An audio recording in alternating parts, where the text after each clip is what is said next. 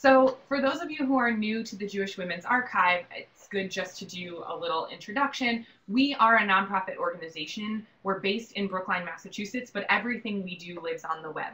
So some of that is online learning. A lot of that is the incredible and rich resources that are available on our site, jwa.org. So if you haven't had a chance yet to look at our site, feel free to do that, and we'll be featuring a few of the primary sources on our site today in the program. And our mission is really to document women's stories, elevate their voices, and inspire people to be agents of change. So that goes for people of any age, any religion, any gender, and we know that you are teaching students who sort of run the gamut of experience, and we really strongly believe that women's stories and the stories that we feature on our site are essential for everybody to know, and it doesn't matter who you are. And we really think about our work as happening at this sort of nexus or meeting You point. are the only participant in the conference. Please press any key on your keypad to remain in conference. Yes, that will keep happening 1 or 2 more times. So we really think about learning happening at this sort of junction of 2 experiences. So one is looking at role models, looking at the stories of other people, considering them, analyzing them, parsing them, and the other piece is connecting that to my own life. What does this make me think about? What does it mean to me to be part of this legacy? How could I use the ideas and tactics that these people used in order to make change in my community?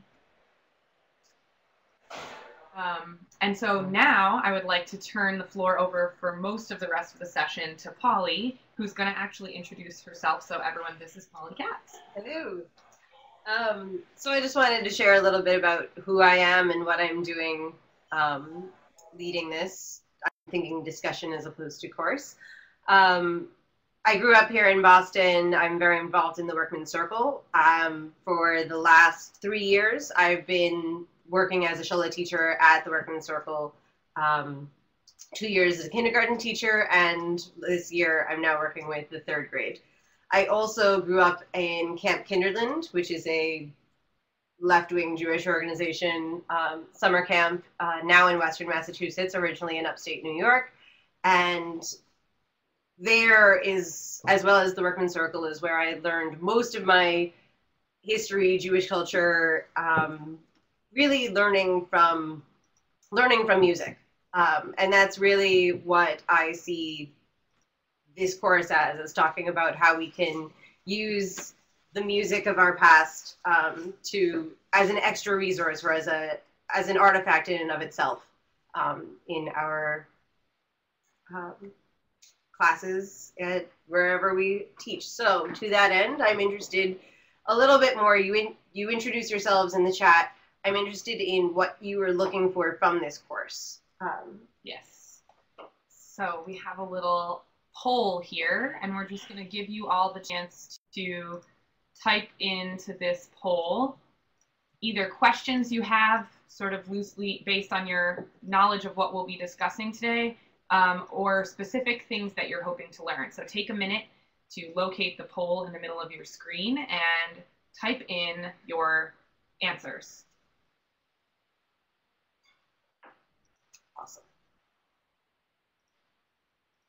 And since most people participate by chat, I will be doing a lot of reading out of things. And if people have questions or ideas, you can raise your hand or type in the chat, and I will make sure that all of those things get answered. So go ahead and type in your answers to the poll.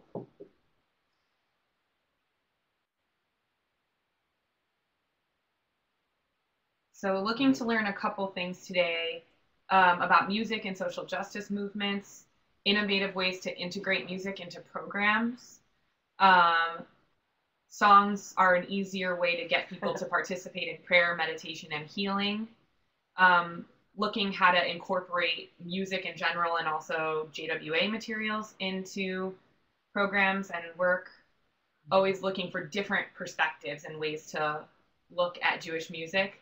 And also thinking about music as being a really great tool for grabbing the attention of our students who we often see when they're tired or for limited amounts of time. Great. All right. Well, that's very exciting to hear because that's pretty much in the direction that I was headed with what I had prepared. So a lot of what you guys were saying, for me, music as a tool for learning is multiple points of entry. Many students in my daytime life, I'm a grad student at the Harvard School of Education, getting my master's degree in education and teaching history. And so some of the things that we talk a lot about are engaging learners in multiple means. And I think that music is an incredible way of engaging a lot of varied learners, and also learners who might not have the reading abilities of their peers or are new readers. A lot of my kindergartners or third graders in Shula, you can't just give them text. If you're teaching them history or teaching them about culture, you can't just hand them a diary written by, or a book about Clara Lemleth or any of the people that we're trying to get the students to look up to and believe in. So engaging new and struggling readers. And then the biggest piece for me also, I happen to grow up speaking Yiddish and very involved in Yiddish culture and Yiddish renewal. And often I see culture, and it's not just Yiddish culture, it's not just Ladino culture, it's not just Jewish culture, that it often appears one-dimensional, that when you're teaching, the students get a very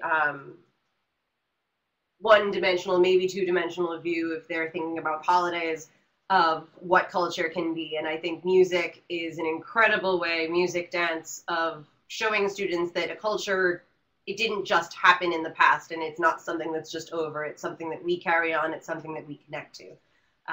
So that's something that I will be referencing and referring to a lot as we continue. At this point, I just also want to say, if people have other ideas about why music is a good tool for learning, and also if people have questions throughout the program, feel free to write them in the chat.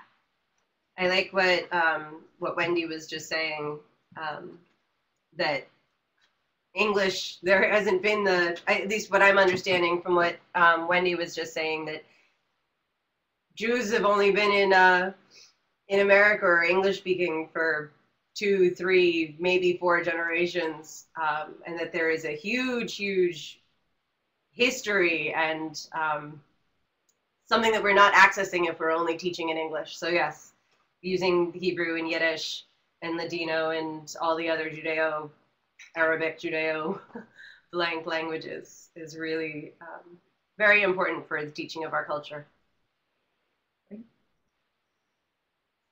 So the first classroom activity that I use a lot is actually a pretty great one to do as a do now, or at the beginning, or if you're just choosing a new thing. You don't give the students any warning, and you play them a song. You don't set up the song in any way. You play the song. You are going to give them a series of questions, and I'll model this lesson with one of the Jewish Women's Archives songs, Mein Ruhe Platz. It's available on the website. So the idea is you put together key questions, and you put those on the board, you give them to them, you hand it out to them in a worksheet, or you just say the questions that they should have in mind. Make it work for whatever age group you're working with.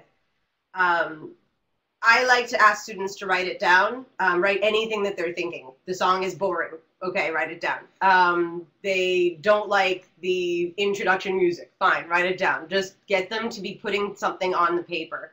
And then afterwards, when you're having the discussion, when you've asked for responses and you've got that kid who says, this was boring, start pushing. What was boring? What would it have made it more interesting? Why do you think that would have been more interesting? And you really start to engage, even though they really didn't want to be engaged in the first place. So here are some of the options. I think we can just start into the model lesson. Great. Do I go to the next slide yet? I think so. Maybe not. We can come back to that. Yeah. This is so, yes. Okay. So we're going to play the song that the Jewish Women's Archive has in their, and on our site. On the site, thank you. Finish a sentence. It's hard to multitask here. Here are the questions for you to think about. You can write it on your own. You can write it in the chat. I'd love to see it in the chat. You can think of yourselves as your students. You can think of yourselves as you. Go for it. And I'm actually going to mute us while the song is playing so that we don't get reverb.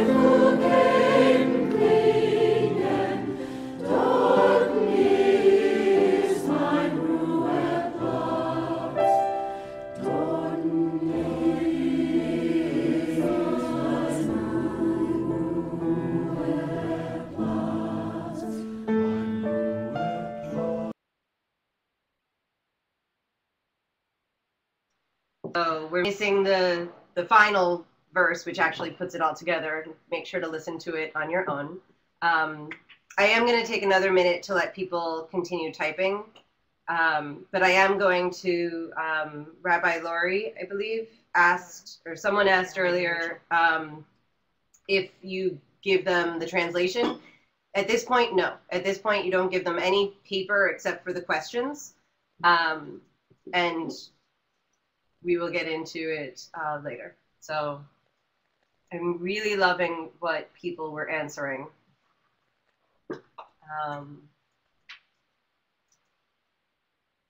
So just out of Verkva for a little bit of reference, I'm actually singing in that group. That is the Workman Circle Chorus of Boston, A Bessere Welt, which means a better world. I sang in it from when I was 9 to when I left for college, and then when I came back from college and have continued. You want me to do some of these? Yes, please. So I'll just hold up a couple of ideas that I think a lot of people were saying, riffing off of each other. So some comments about the melody and the mood of the melody, thinking about it feels a little nostalgic. Some people thought it felt sad. Some people thought it felt relaxing. Someone mentioned it sounded kind of like a lullaby, which I think is an excellent observation to make when we can get students to be comparing melodies and music to things that they know and understand. Also, some great connections to the kind of singing. People are singing all together, that their voices are in a simple harmony, that people are singing together, that's similar to other times that we might sing together, for example, in synagogue. And also that it connects us to some memories that we have of our own experience, singing in choir or being in shul or being with family and singing songs together. So all of that was excellent. So those are the things that you're looking for from your students, and you would push a little bit more on, well, what does it mean by light? What do you mean by lullaby? What specifically in the sound made it sound like a lullaby. And for this one, I focus a lot more on what the melody is, because the kids don't have the words in front of them. They don't have the translation. So you don't need to think about the words. You think about the rhythm, why it sounded like a melody or a lullaby because it was slow. It sounded like a lullaby because it had these long phrases and long notes. So you use those and focus on those key pieces and things that you guys mentioned and that your students will also be mentioning. So the next thing that you would do is, and actually I think maybe that was what that first page was, is give them the translation, give them the words and the translation, and play it again. And this time the students are actually following along. It also helps with my third graders. We read it before, explain the third question. On the previous, sorry, Natan, on the slide before. Okay. Oh, wait, did I go the wrong direction? I think that's not the question. Here we go. The third question. Okay, Great. so good. Thank you. The later in the song, when they're singing in English, they're going to hold My Heart, and they're going to do that again when they're singing it in Yiddish. And also earlier in the second verse, they're talking about slaves, or sorry, I am a slave, or chains are ringing is the singable translation, but there's a moment where there's like this crazy build up to something. So with more advanced learners or more advanced students, maybe listening to it the second time and talking about what is going on with the dynamics of the music. So if you want, we can listen to maybe the part we haven't heard yet, side by side, while we're looking at the translation. Yes, actually, that would be wonderful. Looks like it's going to start over again.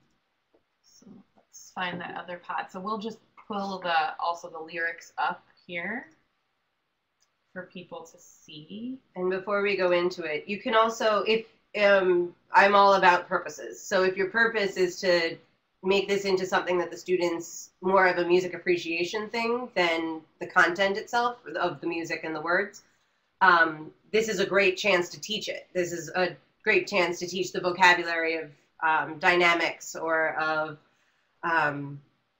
why are they slowing down here? What feeling do you get when they slow down or speed up? Great. So we'll sort of press play, and then we can indicate where we are in the song. You all should be able to scroll up and down on the lyrics yourself. So let's start this kind of where we were. You remember where we were? Kind of like sure. That. We'll see.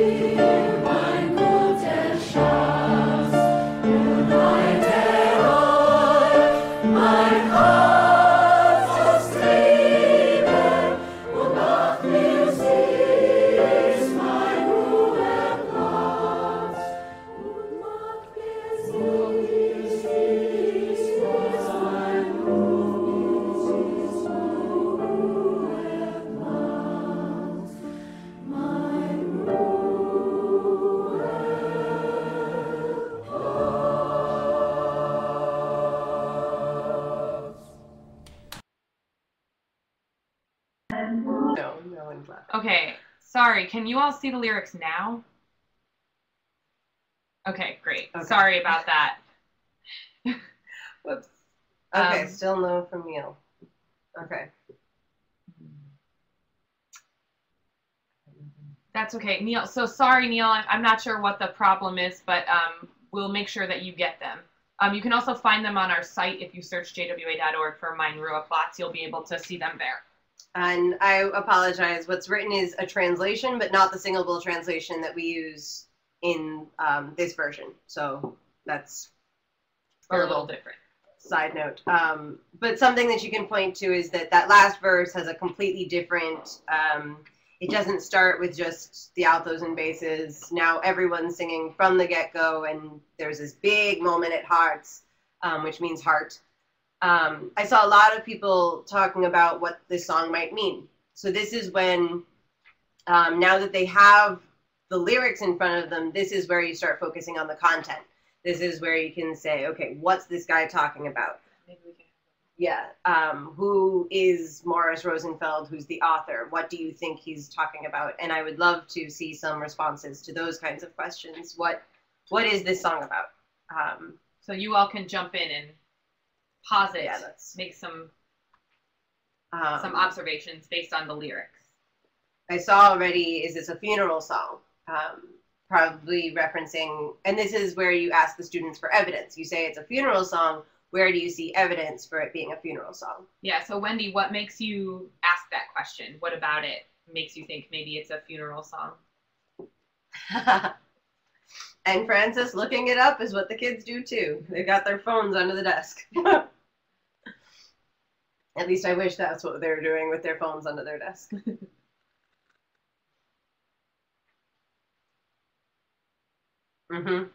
Yeah, that's a Wendy just added that you won't find me there. This is my resting place.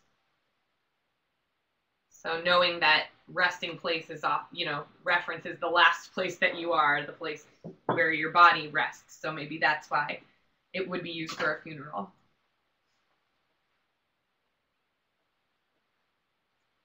Interesting. I'd be interested in, Wendy just shared that there's a poem recited at funerals that's similar. I'm interested, I don't know the poem. I'm interested in finding that out. Yeah, if you want to, feel free to either email it to us or find a link and throw it in the chat. Other thoughts on the lyrics and the words to this in this translation? I saw a lot of people were typing. I'm hoping you're still typing.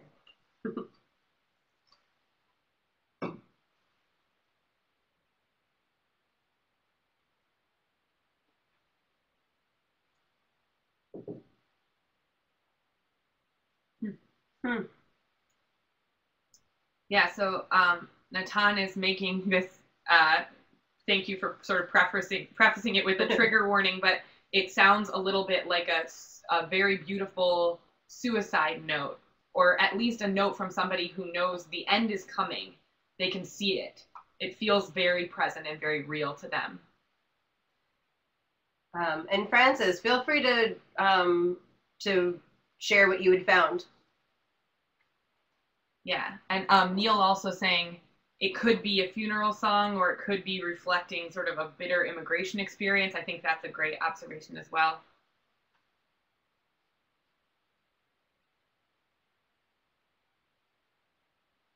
See, what's really neat about this is that you get a lot of sense of where your students are coming from and what backgrounds they might have.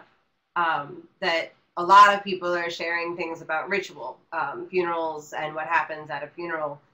And it's interesting. I've not been to too many funerals, and I see it now, of course. But I come from a very different background where to me it sounds like a very different, these are really neat. Rachel was just sharing, it might be something about the Holocaust. It certainly sounds in that style. Huh. So Lori just talking about how the words really reflect the feelings of people who are unhappy with their lot, with the cards that they were dealt, for instance, poor working conditions here, which sort of brings us back to Francis, who had brought up the triangle fire as related to this text. So maybe we should move into that. Feel free to keep typing things even as we move on in the conversation. Talking, yes, please. So, and this is speaking as someone who grew up with this song as part of the Workman Circle and Camp Kinderland, which is a very left-wing progressive activism organization. So when I read this, I see this as I am not going to live my life where things are great and good. I'm going to be an activist. I'm going to be fighting to make things better. Some of the reasons that I think that's my perspective on this are that Morris Rosenfeld, the author, is someone that is considered one of the sweatshop poets, as well as Morris Winchevsky, who was the author of the other song that we'll be discussing today. And so one of, I guess actually if you'd scroll down, there's a whole bit about, and you need to come with me. So my love, you should come with me to where things are terrible. Make it good. Make this place that isn't very great or that there are struggles that are going on. Join me in the struggle. And together we are going to better my resting place, the place that I've chosen to spend my life. But again, that's just my interpretation. That's how I've taught it. But I think that a lot of all the things that you guys brought to it, Morris Rosenfeld also wrote a lot of poetry. He was working in the sweatshops and on the side writing poetry about it. And he writes very, I saw someone writing about the immigrant struggle. It is very much about the immigrant struggle. He's got an amazing song about how he never sees his son, that his son he only sees him when he's sleeping because he's working all day. He's gone before his son wakes up and he comes home after his son's asleep. So he never actually gets to see his son's eyes. So there is a lot of heartbreak in these songs as well. Can I interject before you go to that? Yep. It also, when you were talking about activism in this song, it reminded me of an activist song that has a parallel structure, which is the song, If You Miss Me at the Back of the Bus. Mm-hmm. You Can't Find Me Nowhere, Come On Over to the Front of the Bus, I'll Be Riding Right There, which is a song from the Civil Rights Movement, that verse specifically referencing sort of integration of public transportation. But I never thought about that before, and they have totally, like, the mood is totally different. Yep. One's, like, definitely like, sort of celebratory. But it's interesting that they have a parallel structure, at least in the lyrics, in that way of saying, this is where I could be, right? And one is sort of, what is the word, like aspirational? Mm-hmm. And they're both aspirational, but aspirational for different things, which I think is really interesting. Maybe I'll write a lesson plan about those two songs. What age? I'm Ellen.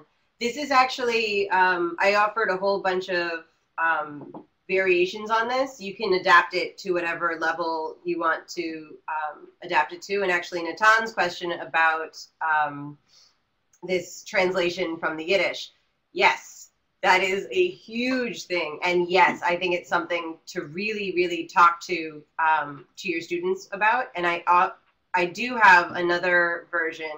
Oh yeah, here are the modifications. Once you've gotten to take a look at that, we'll fast forward a little bit and hear another version of this song. That was sung by Abessed Belt, the Yiddish chorus of Boston. Excuse me.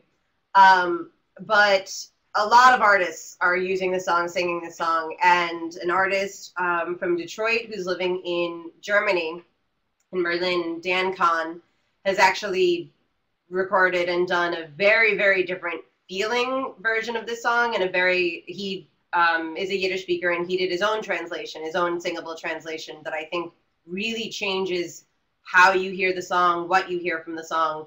And that is also something that I wanted to share with you, because that's something that you should be talking to your students. You can be talking to your students about if they're interested or able to talk about issues of translation.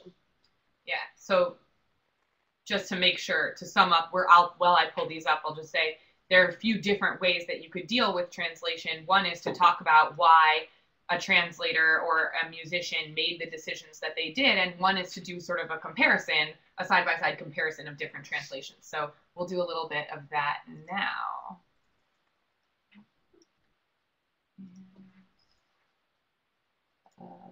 Too many boxes. Where is it?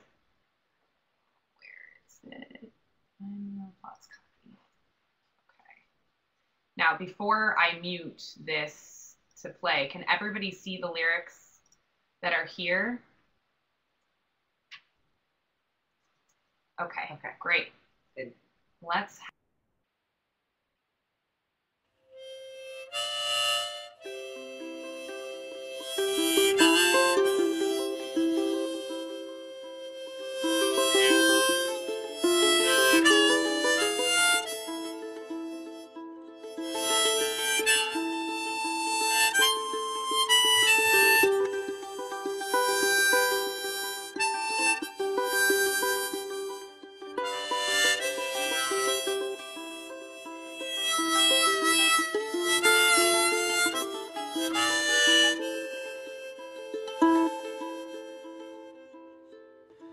Nicht such mich die Myrten grünen, gefindest mich dort nicht, mein Schatz. Wo Lebenswelken bei Maschinen, dort ist mein Ruheplatz, dort ist mein Ruheplatz.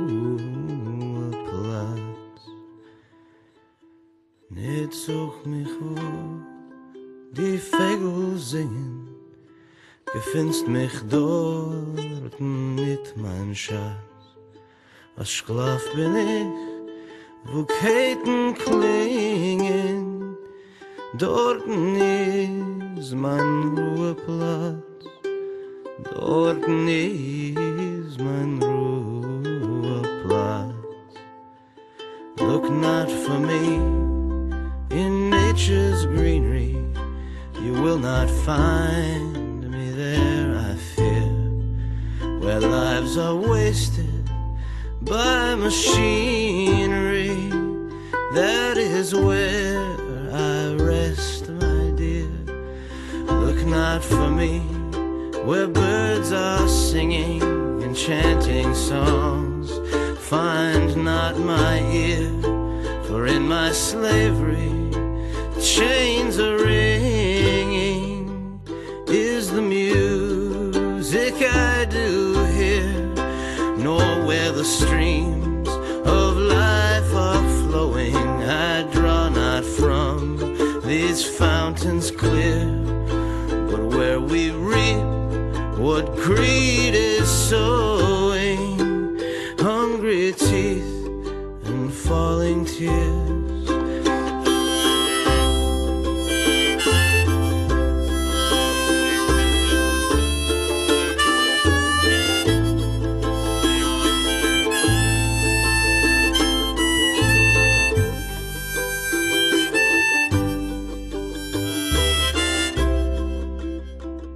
Your heart does love me truly, join it with mine and hold me near. Then will this world of toil and cruelty die in birth of Eden here. Und liebst du mich mit wahrer Liebe, doch komm zu mir, mein guter Schatz. Und heiter auf mein Herz das Triebe und mach mir süß mein Ruheplatz und mach mir süß mein Ruheplatz.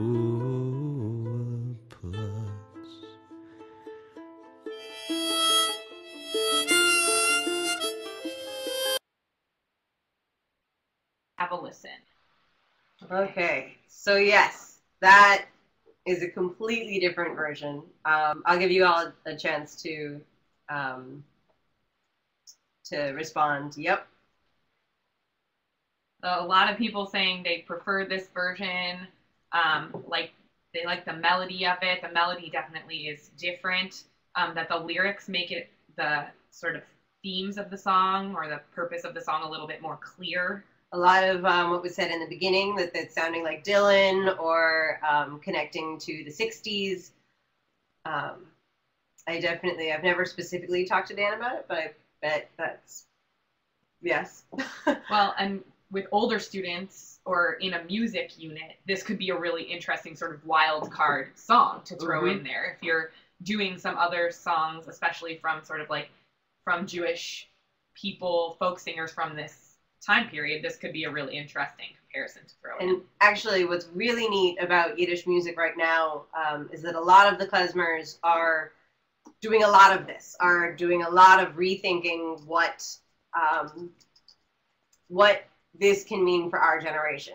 So you've got Yiddish synth music using folk songs that are doing it in this 80s pop kind of way, but it's really kind of fun seeing they're not just doing it 80s pop. They're the klezmers and the Yiddish culture makers of our time are really doing something very cool about making sure to connect to the past and bring it to a present, which has been very exciting for music teachers or teachers in general, because we get to show this is not just something from the past. Here are the people who have immersed themselves in the history and this culture, and they're sharing it with us.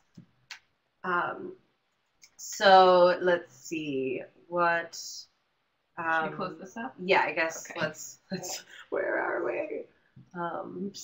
Sorry, not what we meant to Lost do. everybody. Okay, so maybe now's a good time to pause and sort of talk through.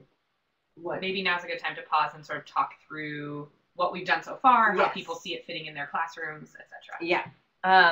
So here are the, yes, thank you.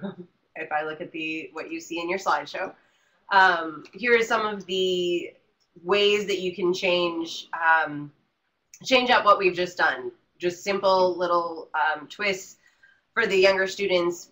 Don't worry too much about the content the second time that we were listening to it, unless that's your purpose, but really focus on learning a music appreciation vocabulary, learning to be more reflective of what we're singing, why we're singing it, how we're singing it. For the next tier of learners, start to talk more about that content, the meat of what are they saying? Why are they saying it? Why do you think Morris Rosenfeld thought this was an important thing to do in his, 2 minutes of spare time from working in sweatshops? What were the sweatshop poets going through? How does this relate to the movement of the labor movement? What's he talking about? Making it sweet, making the place where we rest be a better place. And then, right, it's very hot. For students who can really start to delve into more complex issues, getting into the comparison of the two songs, introducing Dan Kahn's version, finding other versions, and seeing, actually when the chorus sings it now, we sing it a little bit faster. Why do you think we sing it a little bit faster? Is it just because it was a long song, or is it because we thought something changes with how you hear it when you sing it faster? If you have students who do speak the language, Yiddish or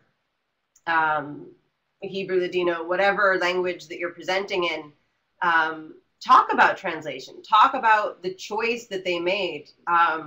If you go to the YouTube version, which is where we got Dan Kahn's version, someone posts that he did a good job of getting the feeling, but really strayed from the Yiddish words. He's not doing a direct translation. Talk about that. Talk about whether that's okay, whether that's not okay, how we connect to a culture from the past. And yes, we definitely, what Wendy was just saying is that the population that she's working with doesn't have those traditional languages, which is definitely the case for a lot of us, which is why I think the exposure is really fun and good, or what's really neat about sharing the language in song. For me, again, I'm working with elementary school and middle school students. We end the Shola in 7th grade, but they go into middle school, they go into high school, and they go into college with a knowledge of Yiddish through music. They use the music that they have learned. And then they'll hear something about a Yiddish class, and they'll go, hey, I know something about Yiddish. Let's take that Yiddish class. And I mean, I've seen it happen because they all come to me afterwards and go, hey, Pauli, I speak Yiddish now. And it's really kind of incredible what you can do with music, and how you can plant seeds of culture. That's why culture is so based in music. Yeah, and I imagine you could even do there are some songs where either you could do or find or have someone else do a Yiddish, a Hebrew, and an English translation. And then you can do sort of vocabulary across. You can compare from one language to another, or Ladino compared to the Hebrew, compared to Arabic, compared to all of these other things. So you can do some comparative things there. And I used to be a preschool teacher. One of the things that we would do is when we would sing a song, we would have kids listening for one word or two words. Mm-hmm. And when they heard that word, they would stand up or raise their hand or hold up a picture or something like that. So there are many different ways to have students engage with both the musical elements of a song as well as the lyrics. And I actually, part of my curriculum for the 3rd graders, half of it is immigration and what life in the old world was like coming to America, and then what life in America is like. But another piece is actually teaching bits and pieces of Yiddish. So something that I do or will do when I'm teaching about sweatshops, actually very soon, is going to listen for words that they can figure out. So when they hear hearts, what does that maybe sound like? Oh, does it sound like heart? Yeah. And like, you really can get into direct word-to-word cognates, that Yiddish is a Germanic language, English is a Germanic language, and you can really start to play with the language itself if that is the purpose and direction that you're going in with your class. Yeah, so before we move on, we have about 15 minutes left, and I know that there are a few other things that Pauli wanted to talk about. Before we move on, though, Ellen just had a query. Feel free, all of you, to respond in the chat to Ellen, who's asking for tips on how to do this kind of thing with younger kids, 2nd through 4th grade, but I didn't know if you wanted to offer anything there. So I've done this with kindergarten to 3rd grade right now, and it really is much more about giving them a certain number of questions, just a couple things to think about, and I, with kindergartners, do it more about music appreciation, as I said earlier, that it's much more about the feeling that you get from hearing a song sung this way. What about if you hear it sung this way? What if we speed it up? And I teach them the song. We sing the song. I'm not sure that we would choose Manuel Platz, but the other song that we're talking about, Alla Brider, is definitely a great one to sing with kids, and to think about doing fast, do it slow. How does it change how you think about the song? And so you can do that with a lot of different songs, and it's more of a music appreciation for the younger kids. If you want to talk about sweatshops with them, or about immigration, then I think you can get to that very easily with the tone. Okay, so now we've talked about how the song is very slow and it makes you feel like this. Well, this is how the people in those days were feeling. This is a great example of how they might have felt when they were working in a sweatshop. Yeah, I also will just add on to that. There are some great picture books, whether they're about the Jewish immigrant experience specifically, or the immigrant experience at this time, more generally. I put a picture book.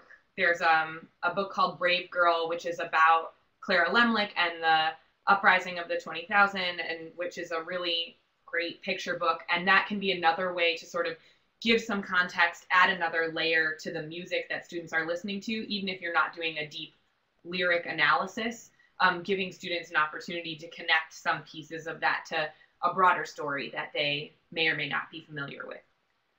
So 2 things that I'm noticing in the comments, and then I really do kind of need to move on. But One, Neil Schwartz was just talking about how Hanukkah has a different feeling in the three languages.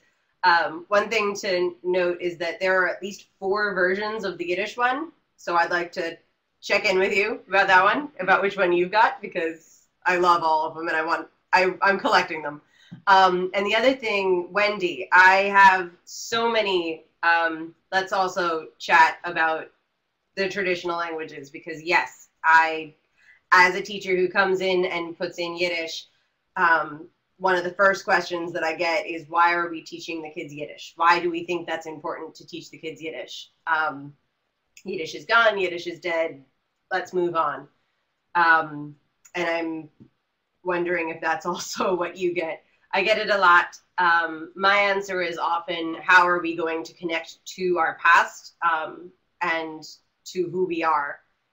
If we can't connect to, I mean, really, it's only 100 years ago. Like, how are we going to create an identity for ourselves as diasporic American Jews?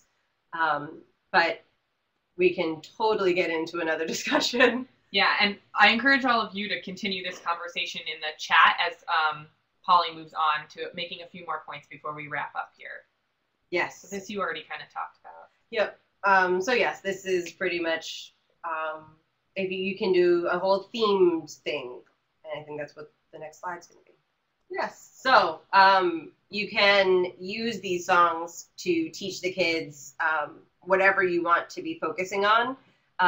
Because I found whatever unit I am teaching, it's about giving, like, you know, what is a mitzvah? There's a Yiddish song for that, or a Hebrew song, or an English song. I mean, like, every single step of the way, there is a song for that. And so I wanted to share that my area of expertise is the Yiddish realm, and so the children's songs are great. There is a song, called Mitten Zegele, with a saw.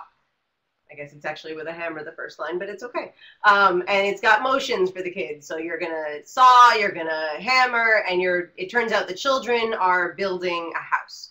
And then they clap their hands and stamp their feet. They do the things alongside the words, and it's really, really wonderful to get the kids moving, doing a movement and singing, but they're singing in Yiddish. And what's really neat about kids singing is that they don't care if they're singing in English or in Yiddish. They're not paying attention to the words anyway.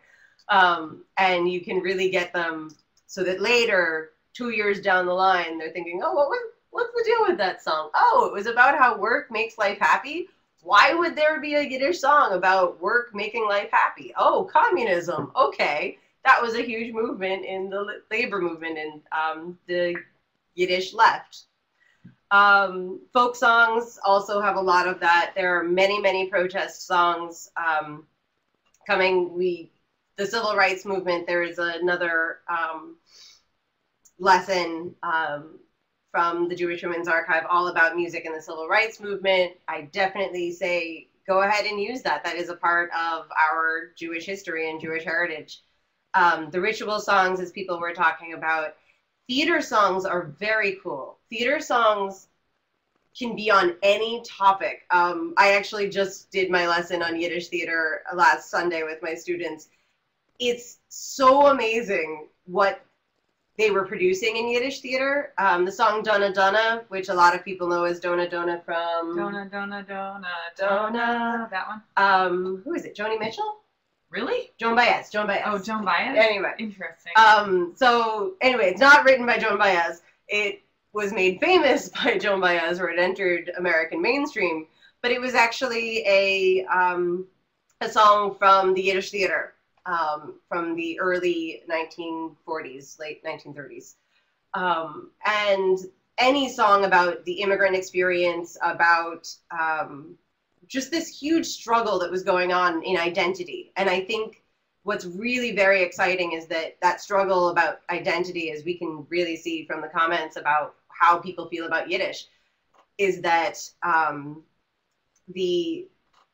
those are still issues. What is a Jewish identity is a huge, huge list of Yiddish theater songs about identity, and you can really connect that to who are we as Jews today.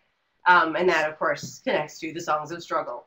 And that gets interesting in our society of, are Jews in America struggling today? Why would we still connect to these songs of struggle? Why is it important that we stay so connected and attuned to who we are and where we came from?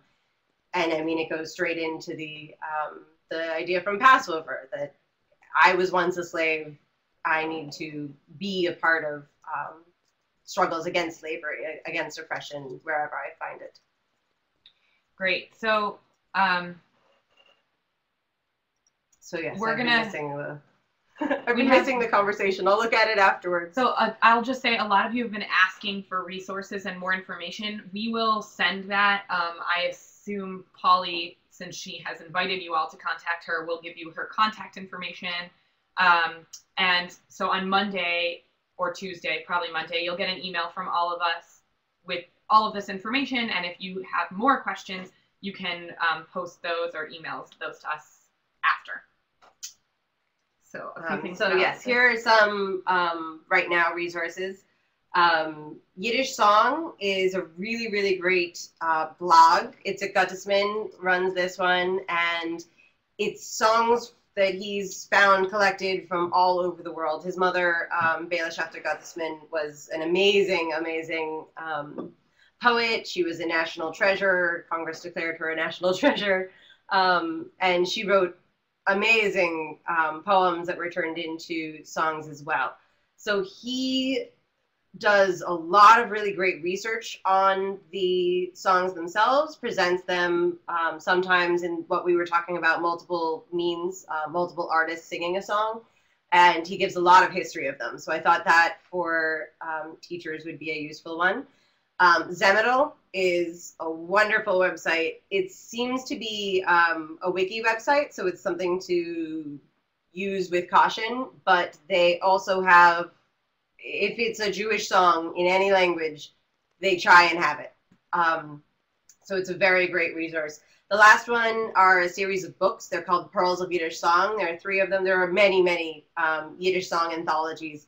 And it's just the songs with the musical notation. So you have the song, you have a translation, and you have how do you actually sing it.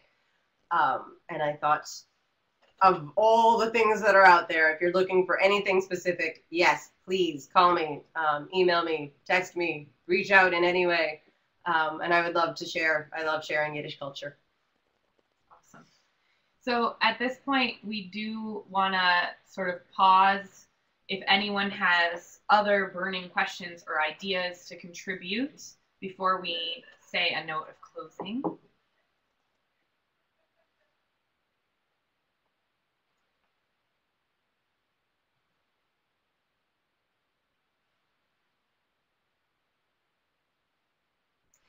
Just to Natan, the, yes, Minnetonka Gesang, they're all in chapters by those themes. It's very similar to Rise Up Singing, actually. Oh, nice. Okay, so, this slide got a little crazy. So before we close, I just want to say a few things. One is next month we'll have another online learning program that I think you all will find interesting. It's actually going to be presented by our Natalia Tversky Award winner from this year, who is named Rabbi Deborah Bowden-Cohen, and she's totally fantastic. We lucked out with amazing presenters this year. Pauli and Debbie are included in that. And one of the things that she'll be talking about and sort of the piece that her session focuses on is the history of confirmation. So she really used her lesson to teach about confirmation and to have her students sort of learn a little bit about confirmation and then think about their own experiences being confirmed or getting ready to be confirmed and thinking about how their family was talking about that, what they were doing in their community, learning about sort of a big picture of history, but also about the history of confirmation within their congregation.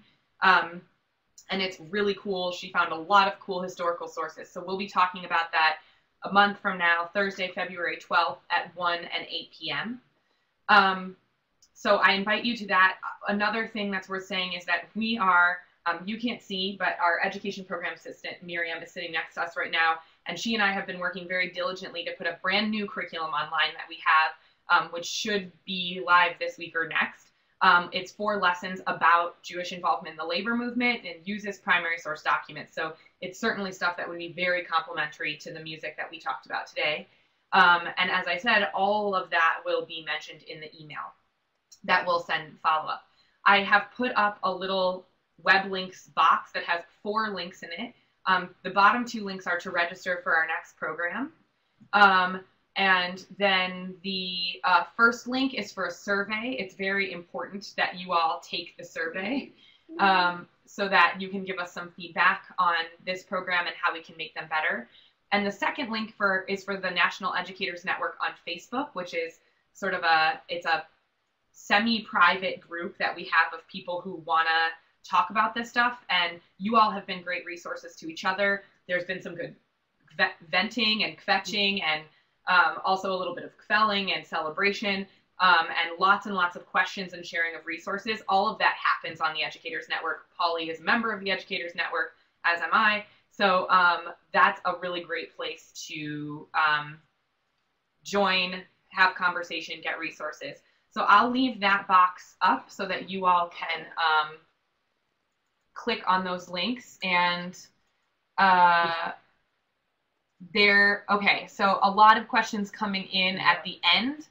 Ideas to connect this to a creative activity, and also questions about making the recording available. So I will be sure that we follow up with each of you, and maybe the creative activity question, Natan, could be a really great question to sort of carry forward into the Facebook group, and maybe we can have that conversation online.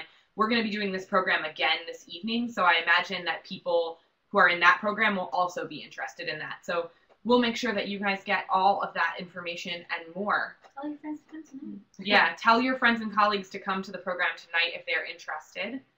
And if anyone has any other questions, Pauli and I will put our email addresses in the chat right now so that you have them. And again, you will be getting an email from us next week. Thank you all so much for coming. You are essential partners in the work that we do, and we're really glad to have you.